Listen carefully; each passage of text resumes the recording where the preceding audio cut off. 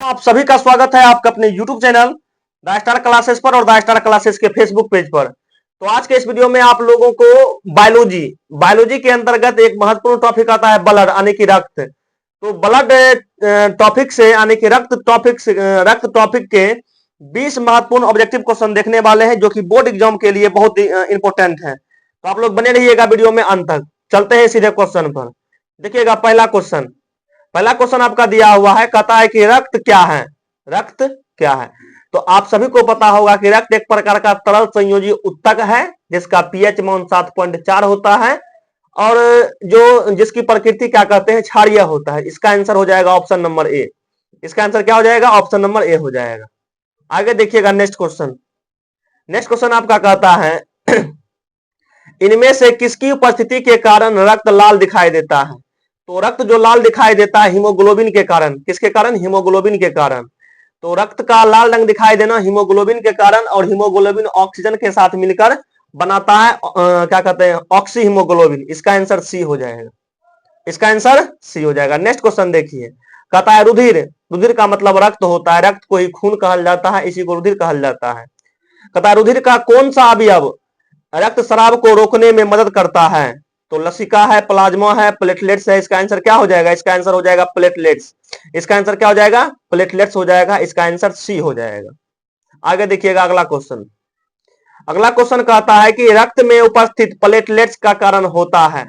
तो प्लेटलेट्स जो होता है, रक्त में प्लेटलेट्स का जो मुख्य कार्य होता है, ये रक्त को थक्का बनाने में मदद करता है। रक्त को थक्का बनाने में मदद करता है। तो इसका आंसर बी हो जाएगा। इसका आंसर क्या हो जाएगा? इसका आंसर हो जाएगा बी। इसका आंसर बी हो जाएगा।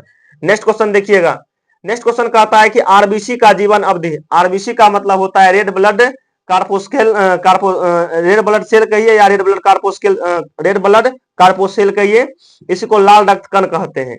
इसका निर्माण अस्थिमज्जा में होता है और इसका क्या कहते हैं, जीवन काल जो होता है 120 दिन का। कितना दिन का होता है? 120 दिन का। तो इसका आंसर हो जाएगा ऑप्शन नंबर ए। आगे देखिएगा, आगे आपसे पूछा जाएगा हीमोग्लोबिन की कमी से कौन सा रोग होता है।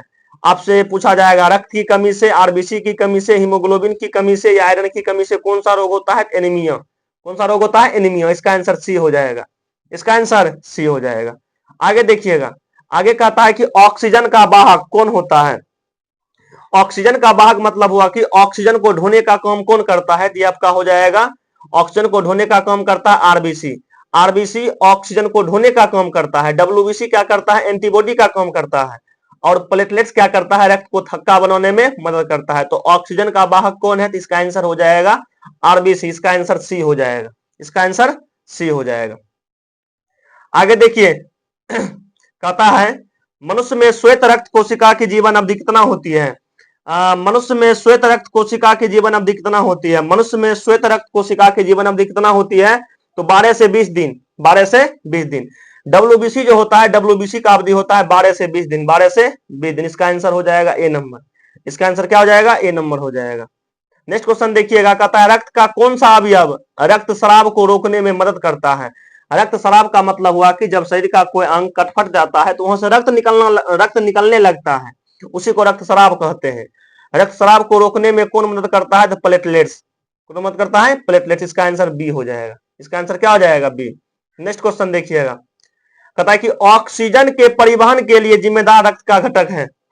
ऑक्सीजन के परिवहन के लिए जिम्मेदार रक्त का घटक है। तो ऑक्सीजन के परिवहन के लिए जिम्मेदार घटक कौन है? तो ऑक्सीजन के परिवहन के लिए जिम्मेदार है आरबीसी। आरबीसी क्या करता है? ऑक्सीजन का परिवहन करने का काम जो है आरबीसी का है। तो इसका आंसर सी हो जाएगा। आगे कहता है कि सामान्य मानव रक्त है। तो मानव रक्त जो होता है ना, थोड़ा सा क्षारीय होता है। इसका आंसर डी हो जाएगा, थोड़ा क्षारीय। ताकि इसका पीएच मान जो होता है 7.4 होता है। 7.4 होता है। आगे देखिएगा, आगे कहता है कि एक स्वस्थ व्यक्ति का रक्तदाब, यानी कि एक स्वस्थ व्यक्ति का रक्तदाब बोले तो बीपी बोले तो ब्लड प्रेशर जो होता है वो होता है 120/80। 120/80। इसका आंसर कितना हो जाएगा? सी हो जाएगा। आगे कहता है कि मानव शरीर का पीएच स्तर होता है। अच्छा, मानव शरीर न है तो मानव शरीर का पीएच स्तर जो होता है, 7.0 से लेकर 7.8 के बीच। 7.0 से लेकर 7.8 के बीच। लेकिन पूछा जाएगा मानव रक्त का पीएच मान, तो मानव रक्त का पीएच मान 7.4 होता है।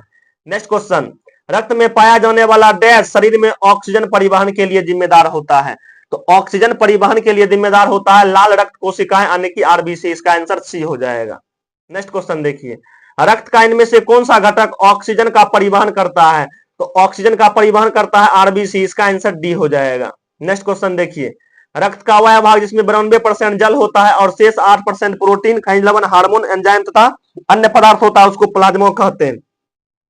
उसको क्या कहते हैं? प्लाज्मा। इसका आंसर डी हो जाएगा। नेक्स्ट क्वेश्चन देखिए, हीमोग्लोबिन में निम्नलिखित में से कौन सा धातु मौजूद होता है। तो हीमोग्लोबिन में पाया जाता है लोहा।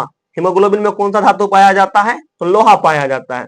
नेक्स्ट क्वेश्चन कहता है हीमोग्लोबिन डैश में पाया जाता है। तो हीमोग्लोबिन रक्त में पाया जाता है। इसका आंसर बी हो जाएगा।